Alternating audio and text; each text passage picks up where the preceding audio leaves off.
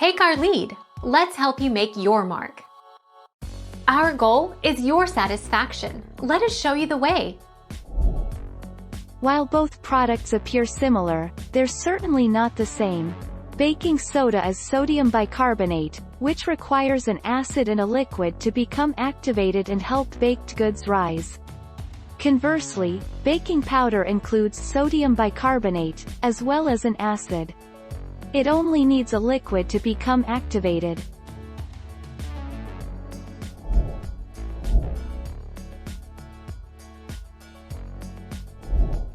Take our lead.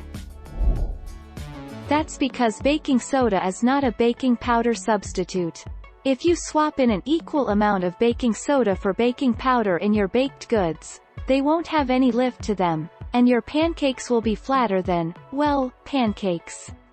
You can, however, make a baking powder substitute by using baking soda.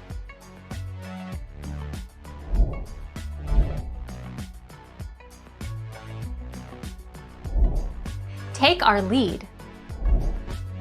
As far as the UK goes, the difference is that baking powder is bicarbonate of soda plus cream of tartar, which acts as a raising agent in baking. In the UK, you may well see Arm & Hammer baking soda on shelves.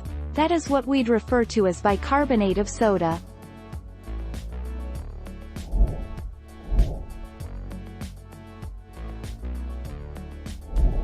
Take our lead. Let's help you make your mark. Just add 2 teaspoons of baking powder for each 150 grams, 6 ounces, 1 cup plain flour.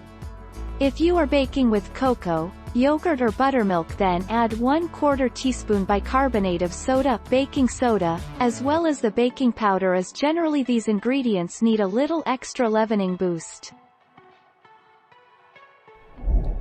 Thank you for watching. Please subscribe and hit the bell notification.